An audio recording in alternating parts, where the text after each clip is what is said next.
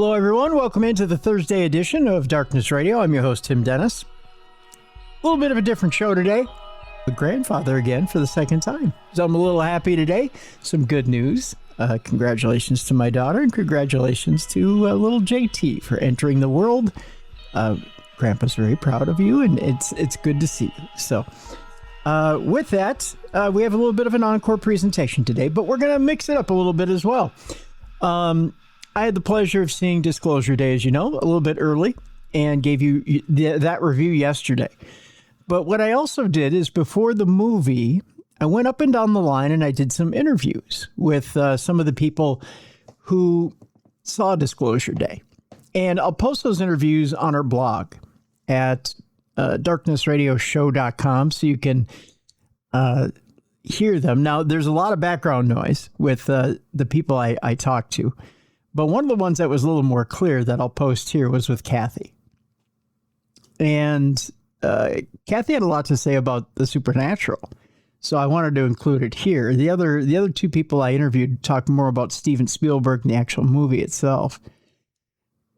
Kathy talked a little bit more about the supernatural and was more into the paranormal. We talked a little more about actual aliens and how it would affect the world should disclosure actually happen.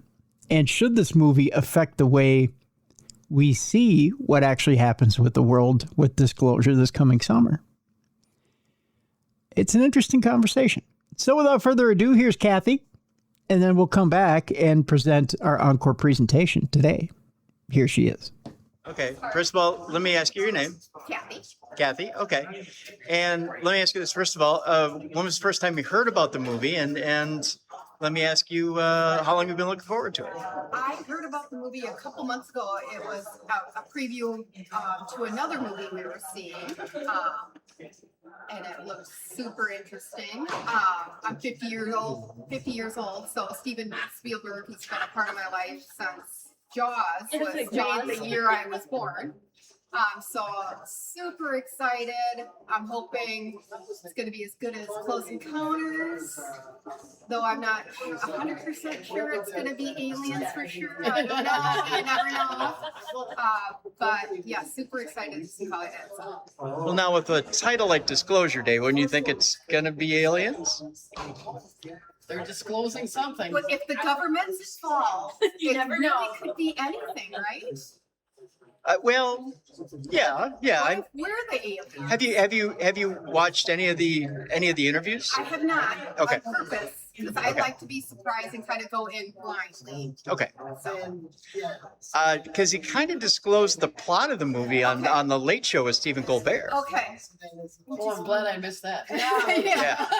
Yeah. So it's what probably we're going through right now where there's aliens. It's very close to real life, but with a little bit of a twist. But I won't disclose any more so that you can actually enjoy the movie. I like kind of going in blind, so it's all The guy like I work with Yeah. is the animals. There's something up with the animals. like chimera. Something. You know how the deer, they all come in together. They got the cardinal. Yeah. They're organizing. Well, I'll put it.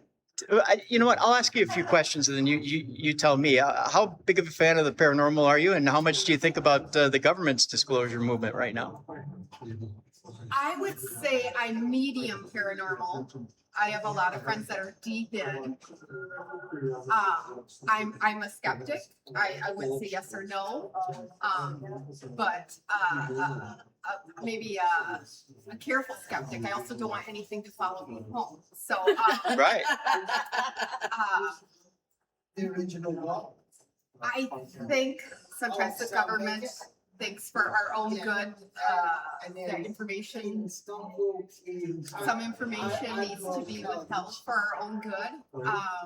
That's what they think. Do I think that's necessarily true?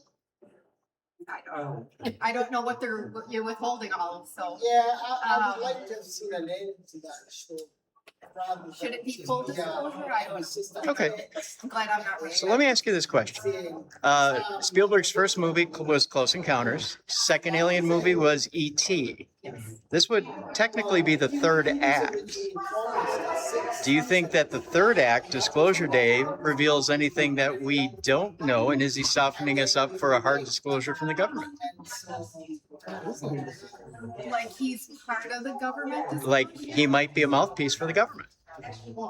That would be That's interesting. terrifying. Like soften the blow. Like, Yeah. This is, it'll be okay, everybody. It'll be okay. It's a documentary. Not a documentary, but maybe just much like E.T. was a way to kind of get us used to the fact that maybe they're coming Planting the here. seed. Yeah. Meaning you think he's known this whole time? Yes. Yeah. I think we're going to see Richard Dreyfuss is going to show up with this one. Much like Close Encounters was a way to say they're coming here. E.T. is a way of saying that they're visiting here. Disclosure Day is a way of saying that they're here. Yeah. I don't know. That's a lot to think about. I'm not maybe. That's a lot to think about. You hope they're here to help. Maybe help. Or maybe even a way of saying that not only are they here, but we've known about it all along. Yeah, right. But are they helping or hurting, or is it a symbiotic relationship, or is it potentially could be contentious at some point? Like, I don't want to end up in. Didn't Spielberg have something to do with the mysticism? With what? Independence One Day. with a submarine. No, that wasn't a Spielberg That was production. Black was, though, right? Yes, Men in Black, I think, had something to do with it. Yeah. Yeah. I think he just produced that, though. None of those No are direct. like scary and I mean, depending on how you think of Close Encounters, they took them, they took people, brought them back. That's why I said we're going to see Richard Dreyfuss show up at the end of this one. Yeah, and tell us what he learned. Yeah. That'd be interesting. What- I'm excited to see where it goes. I'm hoping it's, it doesn't build, and then. So, okay, final question. So, what if now, of course, July 250th anniversary of America. It's also the anniversary of Roswell. So, after seeing this film tonight, no matter what comes of it, in July, after the anniversary of America and the anniversary of Roswell, the government drops the final information that we've been in bed with aliens all along, and that we have an agreement with them, and there's some sort of huge hard disclosure.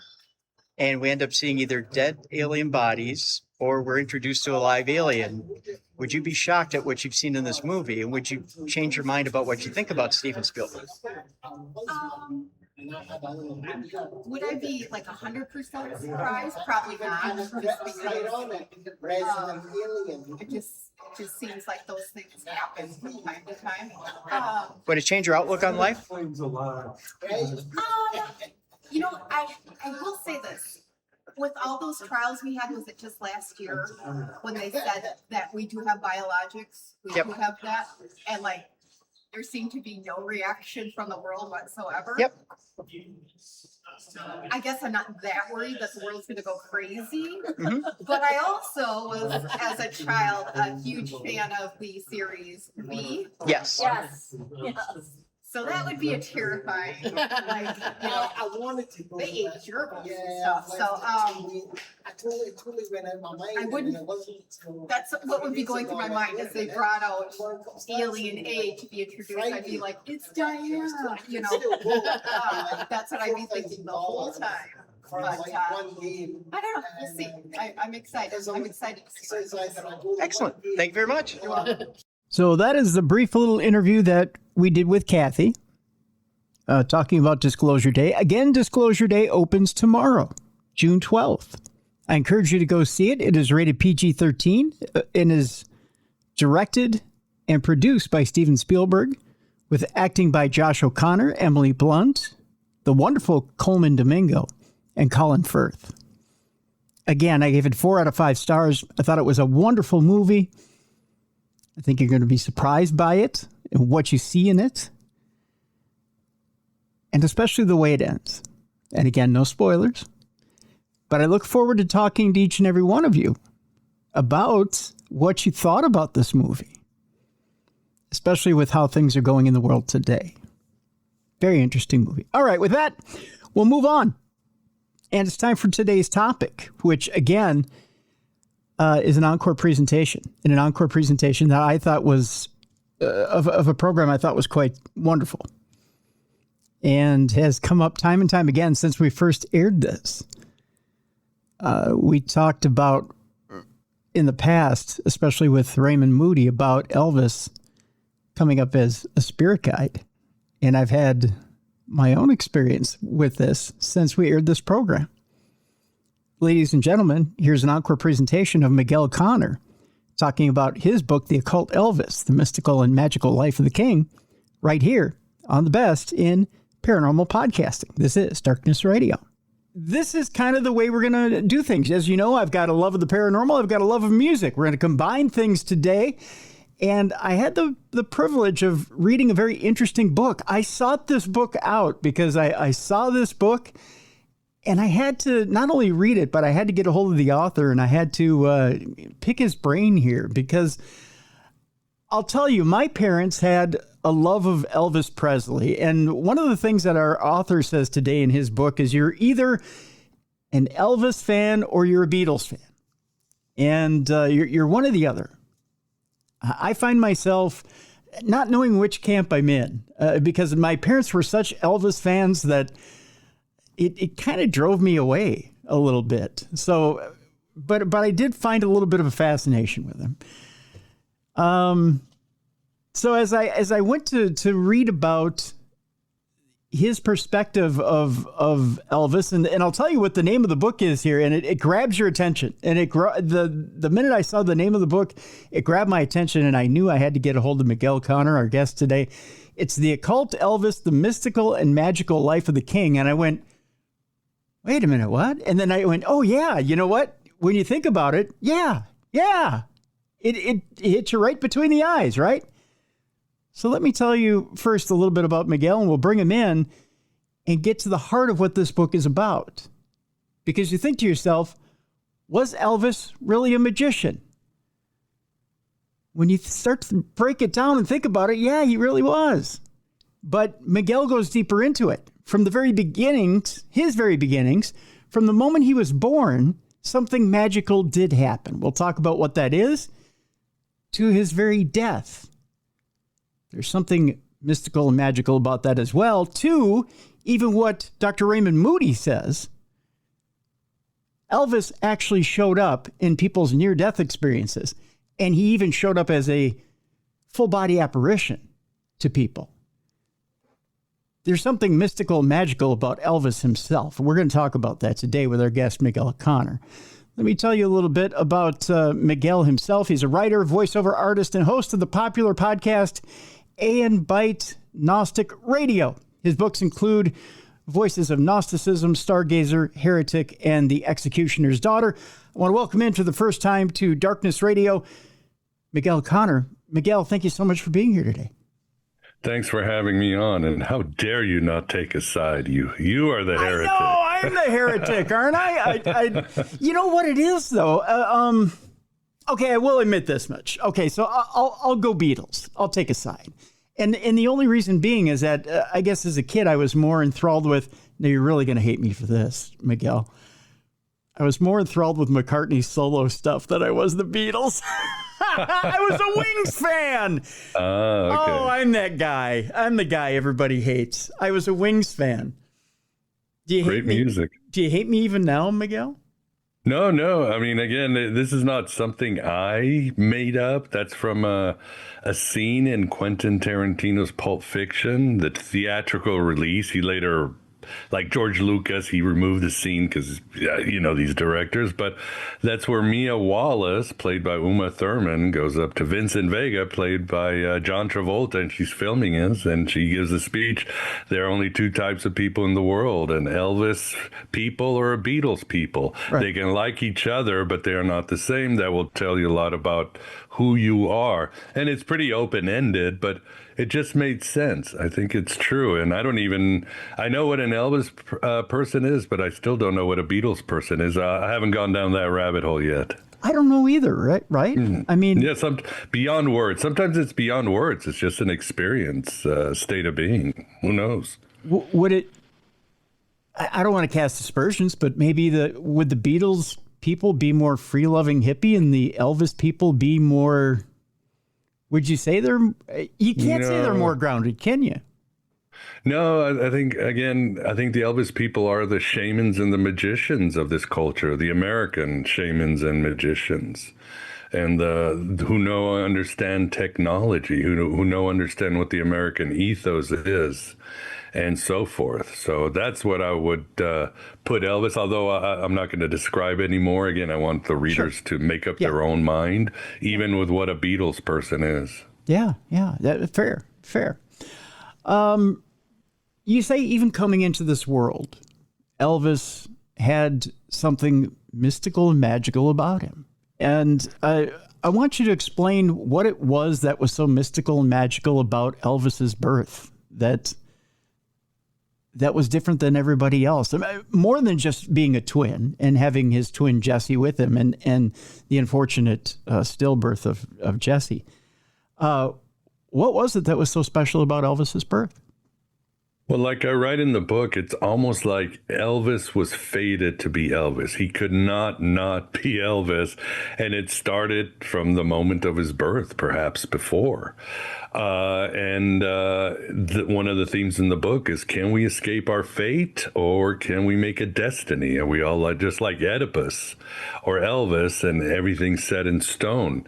And like you said, when he was born in his little shack in Tupelo, Mississippi, January 8th, 1935, they were so poor that they couldn't afford a hospital. They couldn't afford a midwife. So Gladys, his mother, is having a very challenging labor in their little house that has no indoor plumbing or anything. And the father, Vernon, goes outside to have a cigarette just to chill out.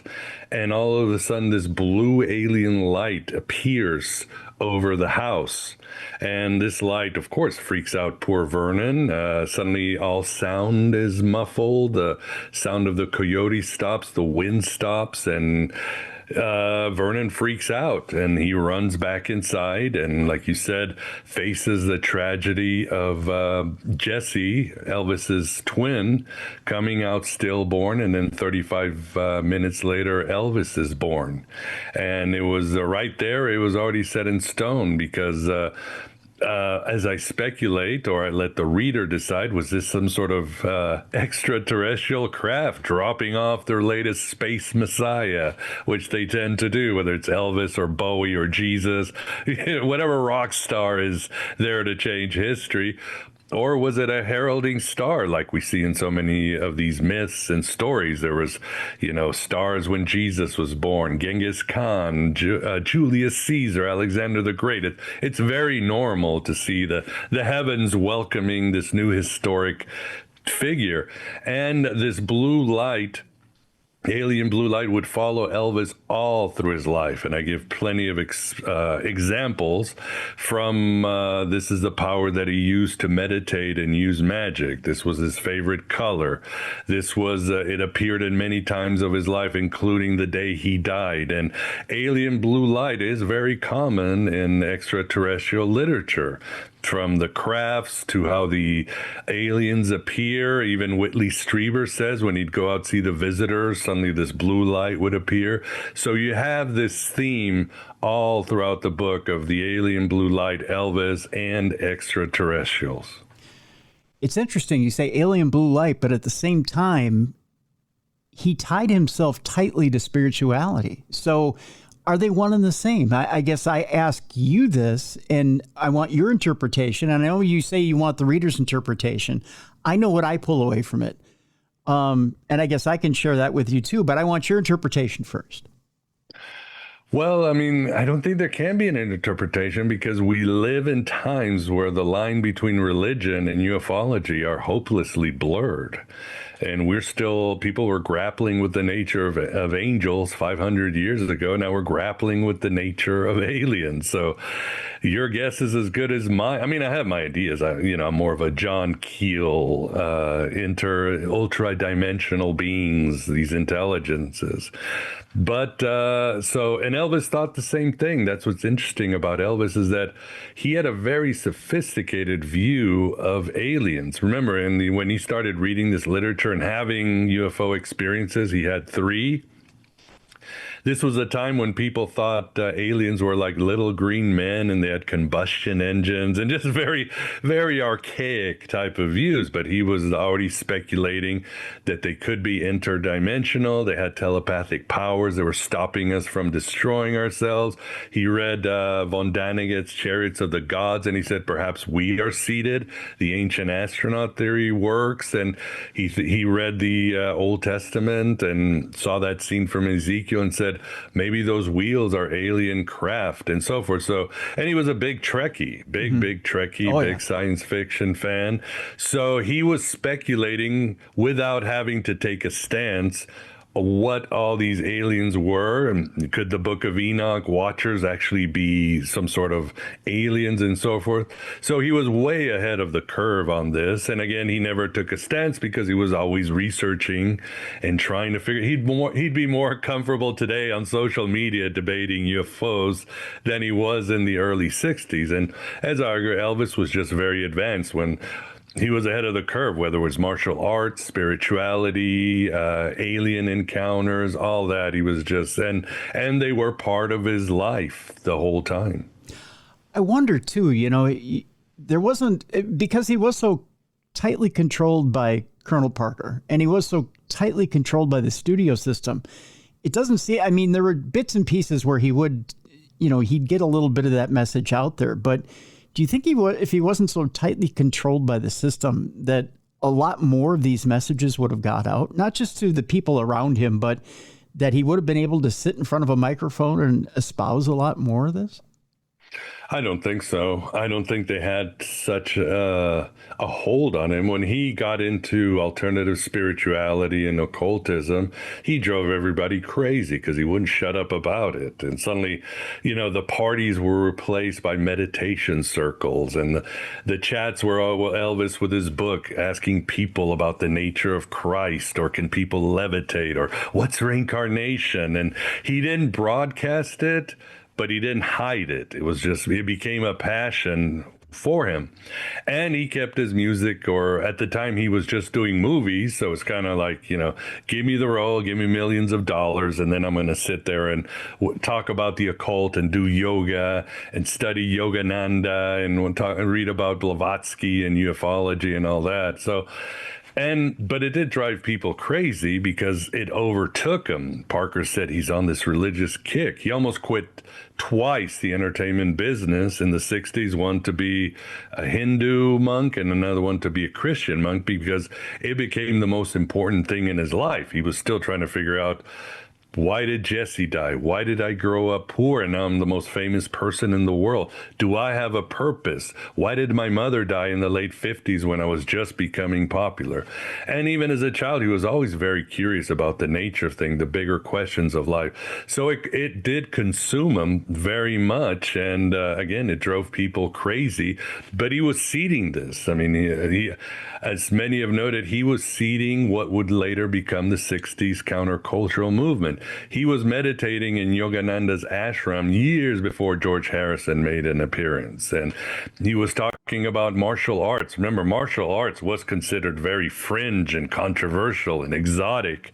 And Elvis already had 4 black belts. So he was always there. But eventually there was a time when the Colonel and Priscilla and everybody put so much pressure on him that he didn't stop. He just went really underground. He started hiding the books in his Vegas suites and just keeping more of his mouth shut. But then eventually he got tired of that, and then he went full on again occultist. But he almost kept it separate. when you look at his Vegas incarnation in the late 60s, you suddenly go, wait a second, this really was completely driven and fueled by occultism. It just makes sense. He's dressed up as some space age shaman, and he's wearing the Mayan calendar or the Egyptian motifs. He's starting his shows with the theme from 2001 and a Space Odyssey. He's doing karate kicks. I mean, and there are stories that he would stop in between songs and do a Tibetan prayer, or he'd start meditating. I mean, and just the whole thing really is one sort of shamanistic space age expression. And again, on the side, he was always reading and studying.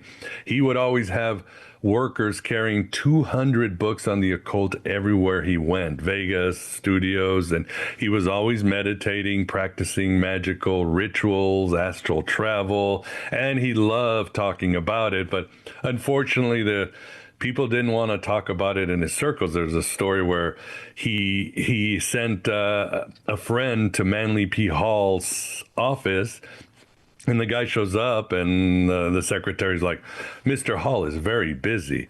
And the guy's like, Elvis Presley wants a signed copy. And she like runs in. Manly P. Hall cancels everything, gets one of his books, signs it, makes sure it's delivered to Elvis.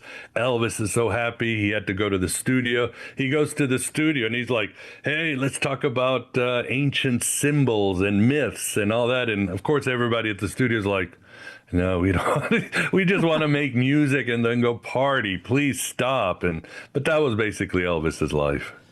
I want to take you on a side story here for just a brief moment. Recently online, I was there's a friend online who's on television. I don't know that I necessarily want to bust him out here on air, but he was taking a tour of Paisley Park and noticed on Prince's desk there was a first edition Manly P. Hall book on Prince's desk.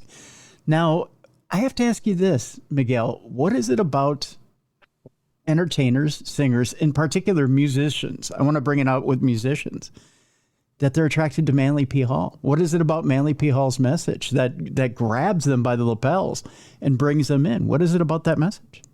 Well, he was really the first great cataloger of all these ancient mysteries and myths and histories that the world had never seen. And he opened people's eyes or minds to a world of, eternal symbols and arcane stories and all that. I mean, he was the scholar to do that before Joseph Campbell or Carl Jung or all of those. So he hit a nerve for so many seekers across the world. Yeah, includes Prince, of course Elvis, so many individuals in the 60s and so forth. So Manly P. Hall is one of the goats when it comes to comparative mythology, alternative history, and all that. Yeah, I find it fascinating that Manly P. Hall seems to be the one that, when it comes to musicians in particular, they gravitate quickly. I mean, that seems to be one of the first that they gravitate to. For sure, yeah. He's obviously dated because archaeology findings have changed. And Manly P. Hall also shed a lot of light on secret societies. I believe he was a Freemason himself. And also Manly P. Hall was a celebrity for a time in the 40s, I believe, and 50s. He was a rock star. I mean, his book was a giant bestseller, and he was in the newspapers and all that. So he was very available, again, to those who were seeking, like Prince or Elvis, or those who were thinking, again, different forms of metaphysics. Yeah, absolutely.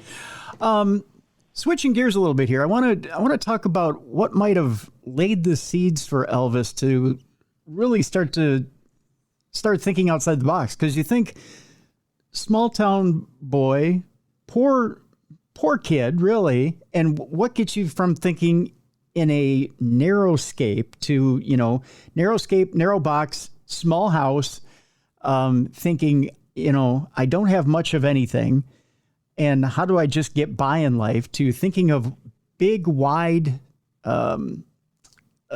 philosophies and thinking of gods and whatnot. And I want to bring it back to a passion of mine, which is comic books. So I think you know where I'm going here, Miguel. Tell us a little bit about what got Elvis thinking outside the box when he was young. What was it that really shaped Elvis's thinking, even into his stage act? What was it that really got his juices flowing?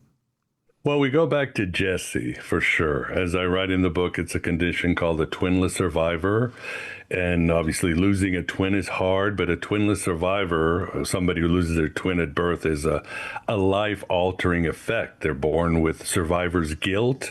They are seekers because they're wondering how come we came out of the same womb within so much. One made it and the other made it. So it drove them. It really drove them. And that's very common with twinless survivors like Liberace, Philip K. Dick, others. The problem is that twinless survivors, they are seekers. They want answers to the greater questions of life, but they tend to be workaholics, prone to addiction, and have problems connecting with the opposite sex. Again, Elvis is almost like Elvis had to be Elvis from the beginning. So that really drove him. And even then, he was always a curious child who wanted questions. There's a story I didn't make in the book about there was an Orthodox rabbi that lived upstairs, and he'd walk by, and Elvis would walk out as a kid and say, "How come you don't believe in Jesus?" And the rabbi was amused, and that suddenly having conversations actually became friends. The rabbi would look forward to coming home to have little 13-year-old Elvis to talk about theology. It made him really happy. So he was always curious. And he was also born with paranormal abilities, which he got from Gladys. She must have had some witch blood or something, because she could see things in the night, shadow people, visions, premonitions, faith healing. And Elvis adopted those too. But of course he was told, here in Mississippi, keep that under your hat, soldier. But he had those supernatural abilities. So of course that drove him too. Poverty drove him too, because he wanted something better than having to be hungry at night and sometimes homeless, and just the horrible condition of people in the South during the Great Depression.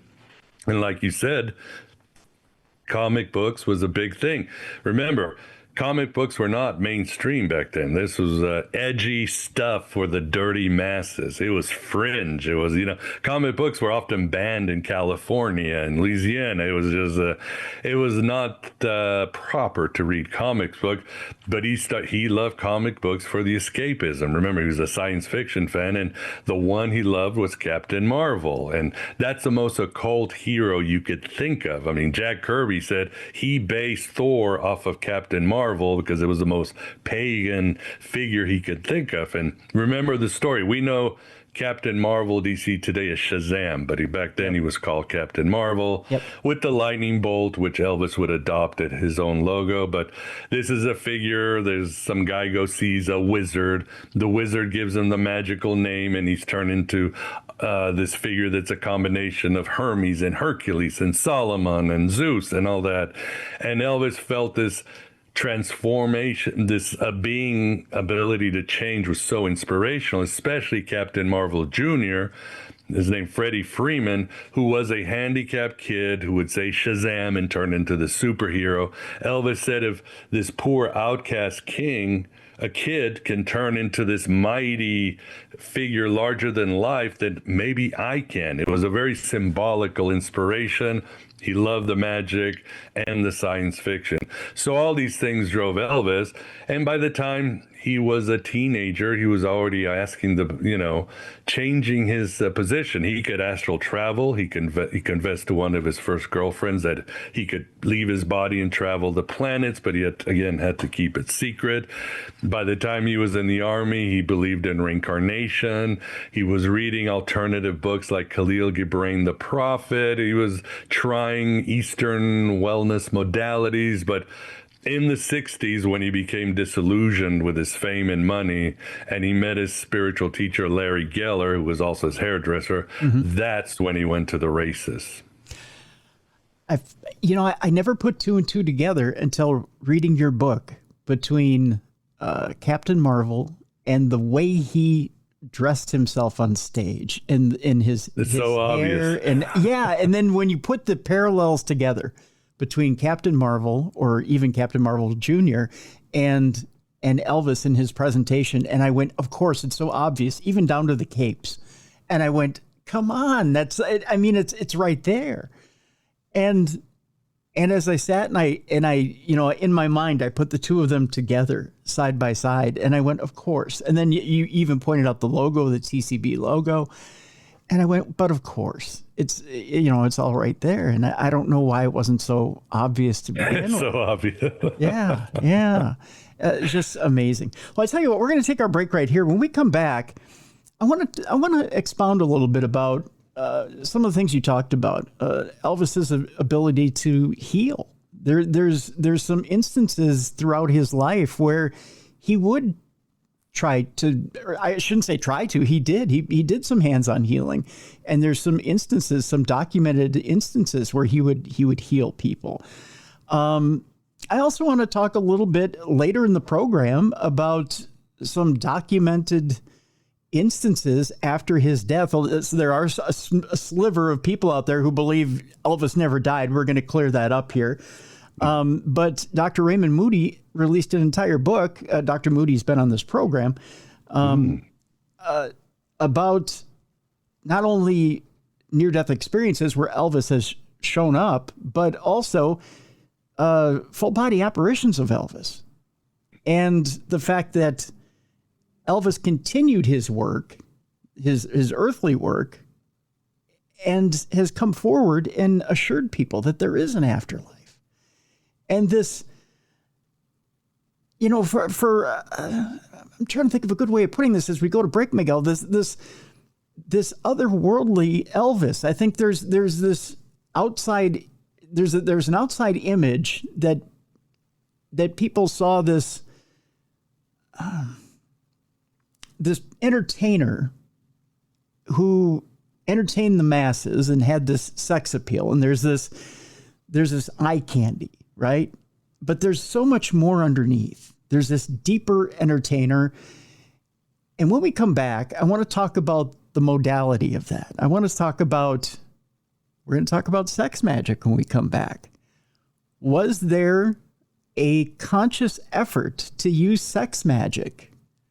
I want to talk about that as well on Elvis's part. Did he use that in the beginning? Was it a conscious effort on his part to draw in an audience from the beginning? I'll ask our guest that when we come back.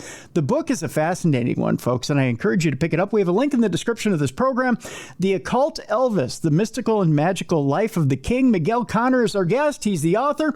When we come back, all things Elvis, including healing, magic, and near-death experiences. When we come back right here on the best in paranormal podcasting, this is Darkness Radio.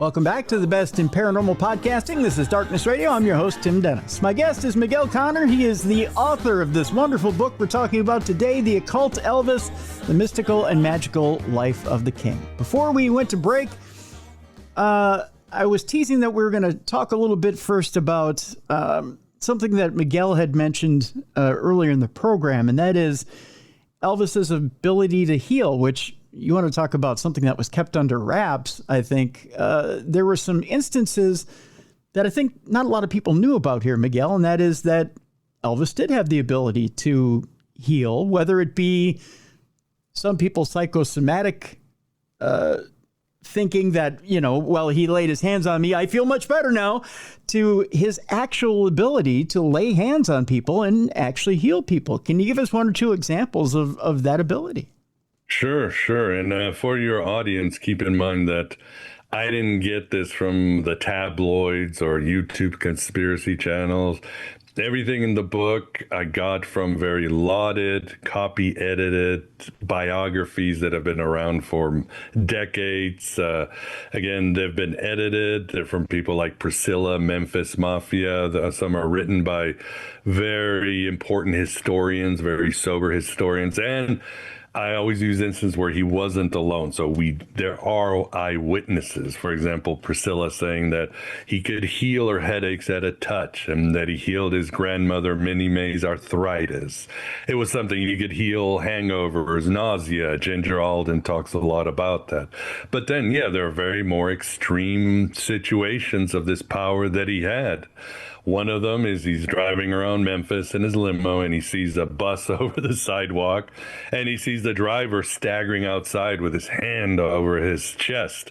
And Elvis is like, dog, he's having a heart attack. So Elvis jumps out and puts his hand, one arm around the man's shoulder and the other one on his chest. The guy looks up and he's like, oh my God, it's Elvis Presley, with the glasses and the side, handing him. And Elvis is like, it's going to be all right, going to be all right. And Elvis does. Again, usually the blue light, the alien blue light was summoned, and suddenly the man's heart is healed. And somebody say, well, seeing Elvis in the flesh might have done that. It could have easily stopped a heart attack, but it worked. And then, Elvis was very nice. He stayed there until the ambulance came to check him out, and he had him. The other one, which is pretty startling, of many that I have in the book, he's walking around in his Vegas before a show, and he sees in the dressing room where his singers, the Sweet Sensations, are gathered around. They're all gathering around one of the singers, Sylvia Shamwell. She's crying, and they're trying to console her. And Elvis, of course, walks in and, what's going on, ladies? And Sylvia admits that she had gone to the doctor, and she had very late stage stomach cancer, and she was freaking out. And Elvis says, I'll take care of it. So he says, all right, let's gather around for a circle. And they put their hands on Sylvia, and they just meditated. And Elvis said, it's going to be all right.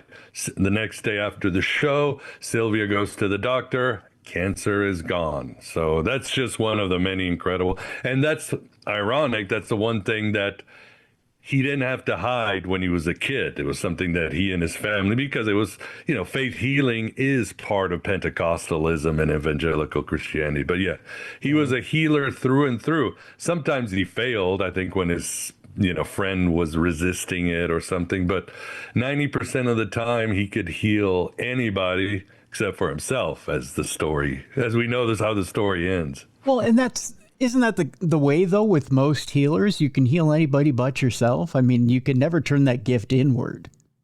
No, it's like that myth of Chiron, the Sagittarius, who can heal everybody in Olympus and beyond, but he gets hurt. He can't heal himself and dies. And that's the part where I tie into what's called the wounded healer, which in tribes across the world, the shaman is chosen by someone who's extremely traumatized, handicapped, or just hurt, somebody who had a near-death experience or some trauma or something like that, because it is assumed somebody like, and Elvis is that way too, abused as a kid, poor, all that the channels of communication open. They can see the spirit world and they can draw upon it. And these shamans also have an incredible sense of empathy and caring, which even increases their powers. And they feel, the wounded healer, I can heal not in spite of my wounds and trauma, but because of it. That's my superpower. That's my Captain Marvel ability. And they feel that if they heal their own trauma or handicap, they will lose their powers and they will fail the tribe. So they want to heal others because of their pain, because they understand it, and because it brings them power. And we know many examples beyond Elvis, Jim Morrison, Sylvia Plath, James Dean, the guy. They know our pain because they are in pain, yet they have some energy, or their art somehow is able to heal us. And it seems they're almost like sacrificial beings, Mm-hmm. Some have called Jesus a wounded healer. Yeah, exactly. Speaking of abilities, I want to talk a little bit about abilities and gifts and whether it's conscious or unconscious. Now, you talk about in the book, Gladys, his mother, gives him a guitar versus another gift that he might have rather had, but he makes do with what he has, right? He sits down with this guitar and all of a sudden it's a natural thing, right? And he goes from there. Now, I want to ask you about this particular subject, the swiveling of the hips, right?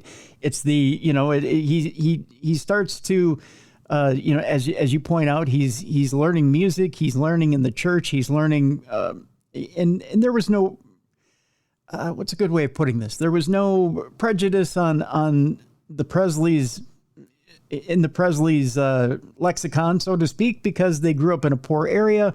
They knew people of all races.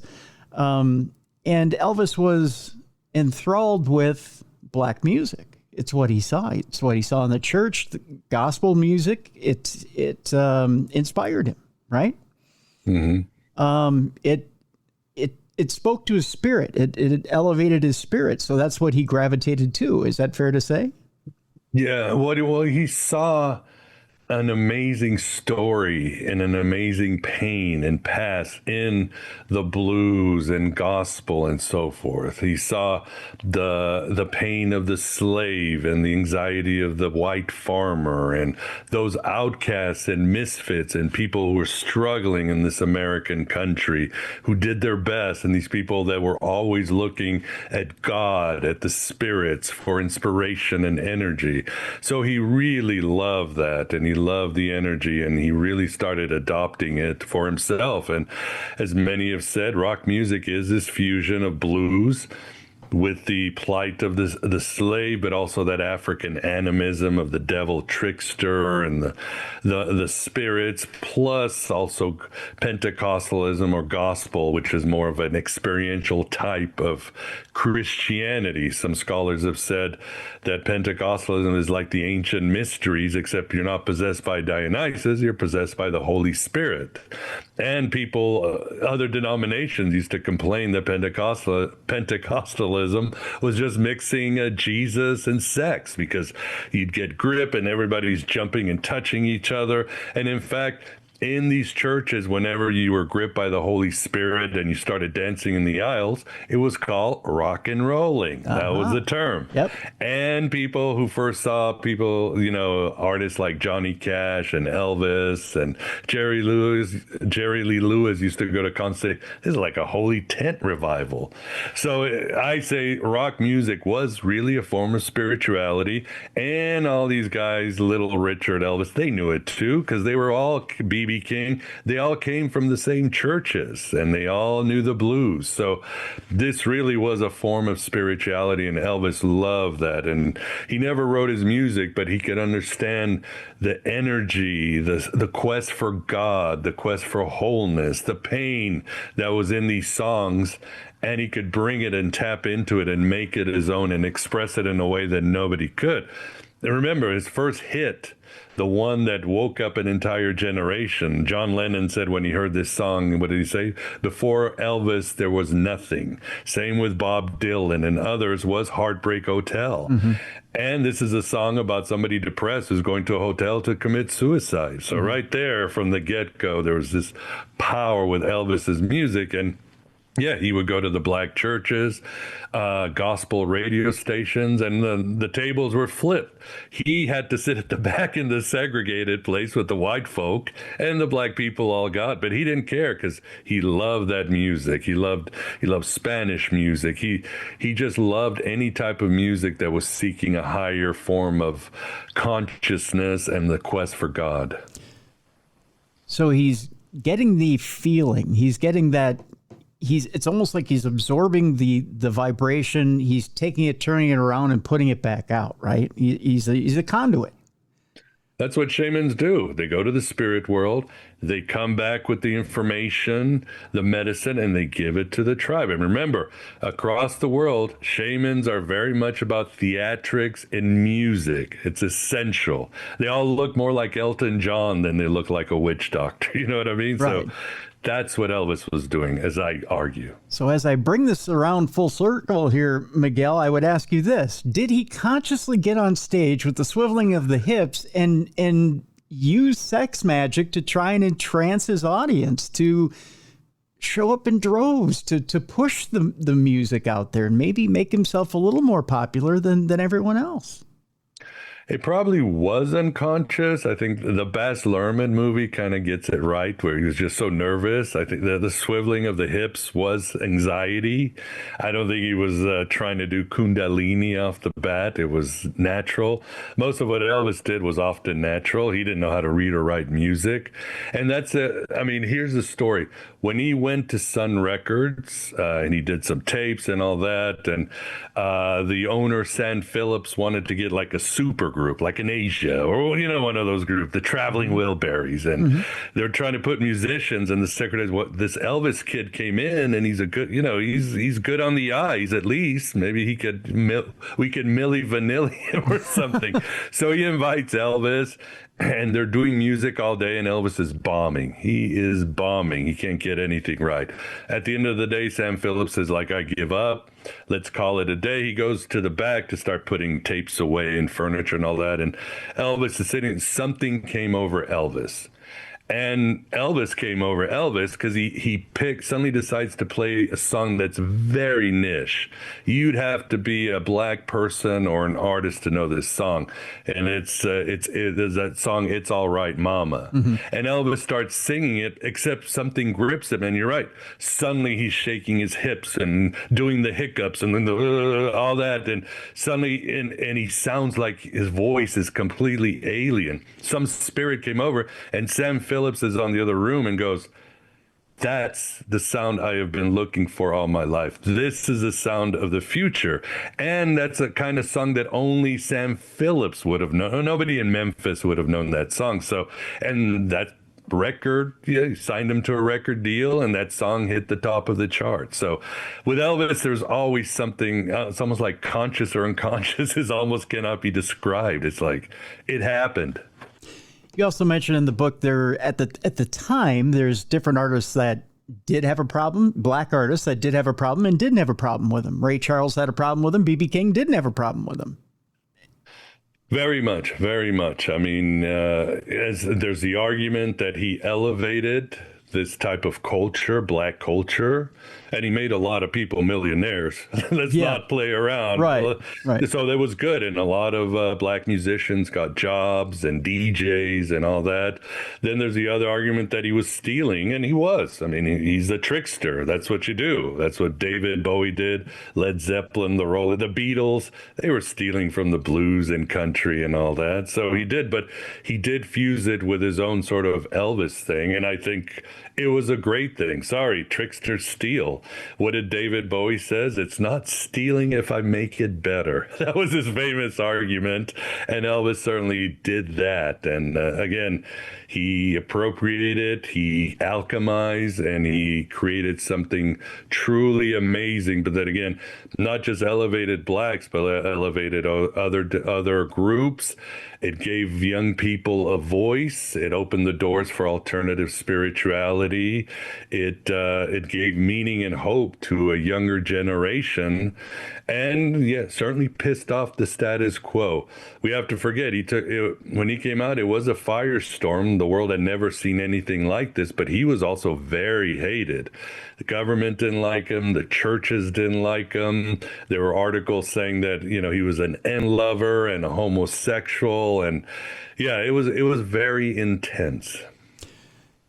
That you used a very interesting word there, and alchemized. You could say alchemy was part of his magic as well, and that I like the fact that you threw that in there, alchemy. That's another thing you can add to the lexicon of Elvis as well. Let's throw this in here before we get to the last part of this, which again has to do with death, near death experiences, and whatnot, and in the end of his life. We've mentioned a lot about how Elvis looked at different cultures and different religions and theologies. But we haven't talked a lot about Christianity and Jesus and how he looked at that. We've talked a lot about Pentecostal, and we've talked a lot about his upbringing in the church, but we haven't talked a lot about how he saw Christianity and Jesus. Tell us a little bit about what his outlook was on Christianity and Jesus. Yeah, I mean, as I say, Jesus was always his ride or die deity, but it changed. What happened is that, again, we're talking about him becoming famous. He felt he was betrayed by his denomination. His own pastor said he was tangled in a web with Satan. Billy Graham denounced him openly, the great preacher. Churches hated him, and he felt burned because he felt I'm bringing a beautiful form of spirituality, and I still go to church every Sunday, and my parents are with me. But he was betrayed, and he suddenly saw the church in a different light. And I have direct quotes. He said, they're just a business. They're using God and hellfire to scare people. And he got very angry and he was hurt. So he started turning away from Pentecostalism and Christianity. Also, he was so famous he couldn't go to church. It's just not possible. So he turned away and he felt empty. But later on, when he got into the occult, he found a Jesus that worked with him, from Manly P. Hall, Theosophy, Gnosticism, secret societies. And this was a cosmic Christ, that we all had the shard of Jesus within us, and we could access us for powers and glory and healing and all that. He loved the Christ consciousness template. He also loved the idea, which you find in occultism, that Jesus was simply a person, a nice guy who became self-actualized, remembered all his lives, saw the world, and became aware and awake and was able to change history. And he loved that Jesus too. So what he found was a Christianity and a Jesus that worked with his evolution, with his metaphysical evolution and his worldview. You also mentioned something interesting. What the moment of his death, I think you described it almost poetically. That's the only way I can put it. Can you describe that for my viewers and listeners? You mentioned he was dressed in blue, of blue, course. electric Had blue, to be blue, right? And it was a ceremonial. Yeah, it was like a ceremonial, ritualistic, funerary day. As I argue in the book, he knew he was going to die. He was changing documents, changed his will. He was dropping hints to people like his spiritual advisor and others. He told his stepbrother, David Stanley, they were talking, and he says, on August 16, I'm going to be on a different plane. And his stepbrother's like, yeah, we got to catch a plane to Oregon. And Elvis just rolled his eyes like, no, he was talking about a spiritual plane. So he knew in that day it was all very ritualistic, from his pajamas. He manipulated the weather. He was singing songs, I think, with the blue in it. And there's so many other things that I breaking down. Even his death, if you look at it from a symbolical way, you can say, well, he died on the toilet. That's the throne. The king must fall. He was reading a book about the Shroud of Turin called The Scientific Face of Jesus. So in his last moment, he is face to face with Jesus, and so much more, that I say that he knew that his time had come and it was time to travel to whatever next mission he had. And it's sad because he had promised he was going to take Lisa Marie to see Star Wars, but he didn't. Oh, that's sad. Yeah, you even mentioned that the last song he ever sang was "Don't It Make My Brown Eyes Blue." Yeah. I mean, it's very eerie when you look at it from a symbolical, shamanistic point of view. Yeah, but I mean, you talk about someone who knows that their end. I'll throw up the air quotes if you're watching video. You see me do it. They know their end is coming. The end is just the beginning, but he knows this. He knows that he's going to make this transition. He's preparing for it. And I guess in his world, it's really maybe a joyous thing, right? I'm thinking at this point, things here on Earth aren't getting any better, right? Yeah, it just is. And you're on a vibration where, you're just leaving an illusion. You are part of the mind of God that has been excreted down on this world, and we're all here pretending we're human, and it's your time, your karmic mission is over, and you've got other things to do, and still, as we know, he's still working here, but just on a different vibrational level. But he's still busy, he's still around. You also mentioned the age he died was important, 42.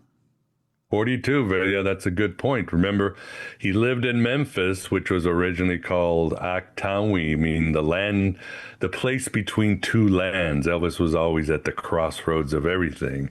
And of course, he loved the Egyptian motif. He loved ancient Egypt. I talk about some of the rituals like he'd do with Ginger. He would do a triangle over his head and say, "The power of Christ enter me." And he loved pyramids and over and over. But in ancient Egyptian traditions, 42 is a very important number. When you die, as Elvis did at 42, go to the underworld and either Mot or Osiris will be there to weigh your heart.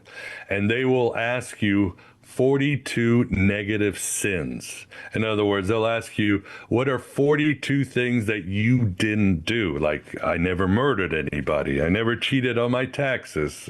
But you have to give 42. And if you do 42, then, you know, the feather, your heart's lighter than the feather. You get to go on instead of being devoured by the giant crocodile. So, yeah, even his age is very suspicious. Interesting. And then, of course, the one thing that everybody points to and says, well, of course, that can't be Elvis in the grave, is his headstone, which is his middle name. And you explain in the book why his middle name is the way it is. Can you tell our audience why? Yeah, he never liked the spelling of his parents with, I think, the 1A. Yes. He wanted the biblical pronunciation or spelling, as simple as that. That was his decision, and he had it on his will, and that was that. So that's pretty simple one.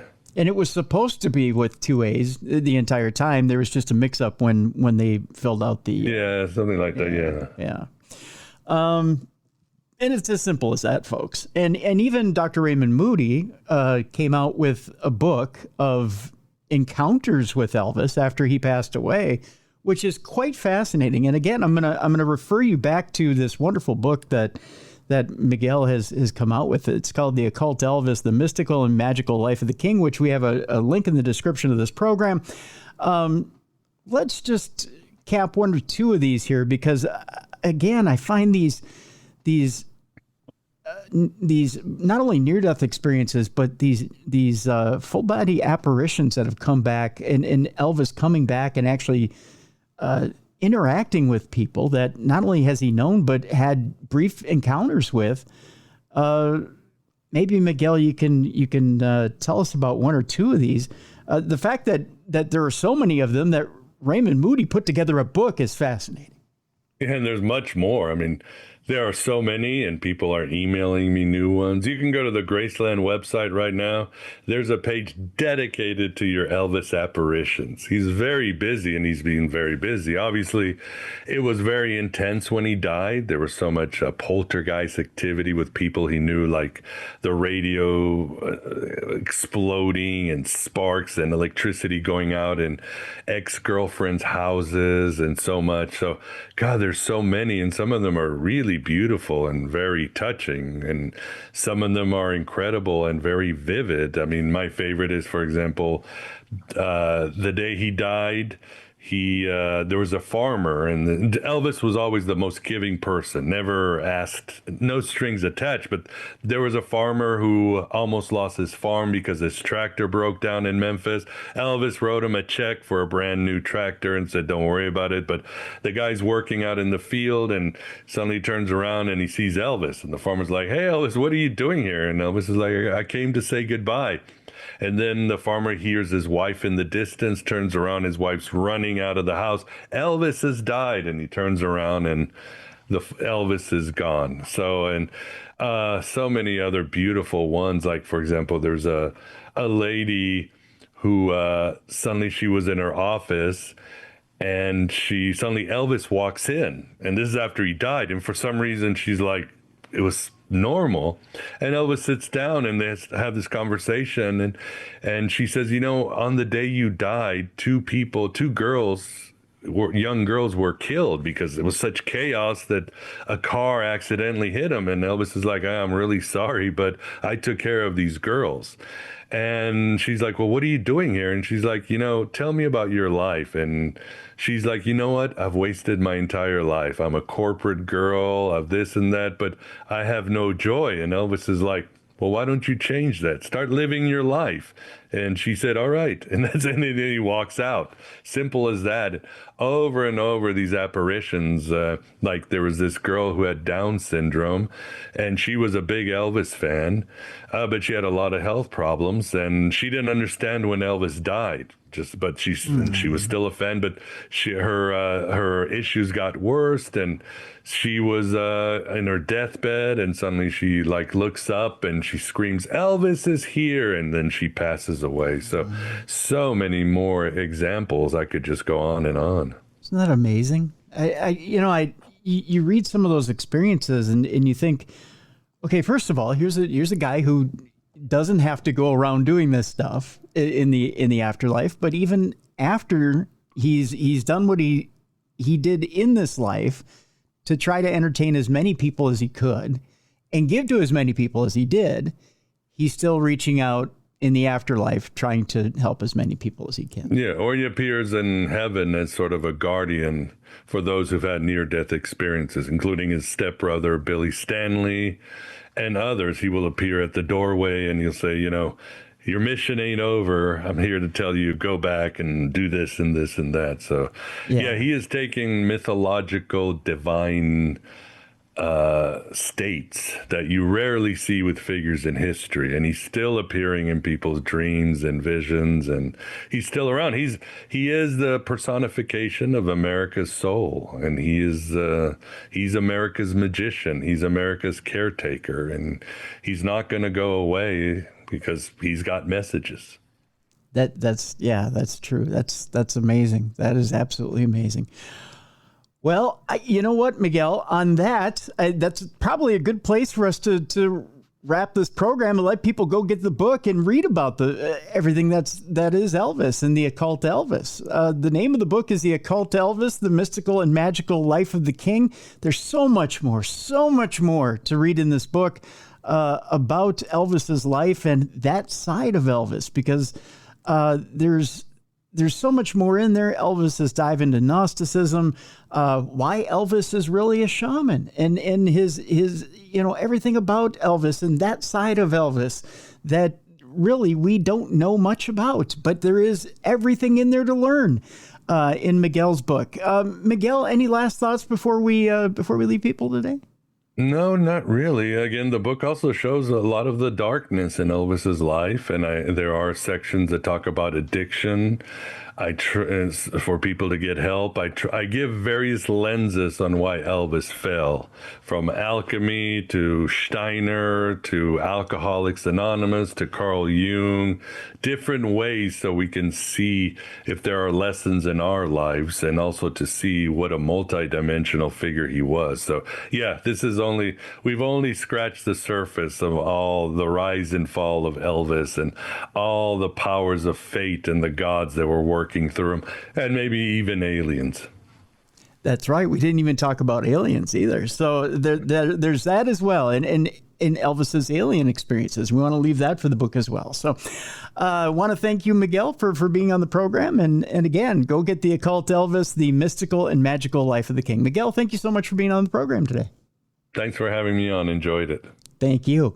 Folks, a couple of notes before we leave you today. The Darkness Radio Apple app is available. It's been updated for iOS 18. I believe we're on 18.5 right now. Go get it at the Apple Store if you don't have it updated or you don't have it on your Apple device. Go do that right now. If you're just listening to this podcast right now and you're not watching it on video, by all means, go to YouTube. The Original Darkness Radio is the name of the channel, or just simply go to darknessradioshow.com and click on this show and watch the video that accompanies this particular program, or any program that you'd like to see instead of just listen to. You've got two different avenues there as well. Want to thank Troy Palmer, who's the executive producer of this program. Troy, thank you for everything you do. And lastly, folks, we're on the weekend here. It is summer. You may have a neighbor out there who is elderly or disabled, who may need your help, maybe needs some yard work done, or needs something done around the house, some cleaning or whatnot. Please go be a light in someone's darkness this weekend. Go help someone out there who is your neighbor, or family member, or friend who is elderly or disabled. Please be a light in someone's darkness this weekend. A message from your friends here at Darkness Radio. For Mally Fox, for Jessica Freeberg, for Beer City Bruiser, I'm Tim Dennis. Thank you so much for listening and watching the best in paranormal podcasting. This is Darkness Radio.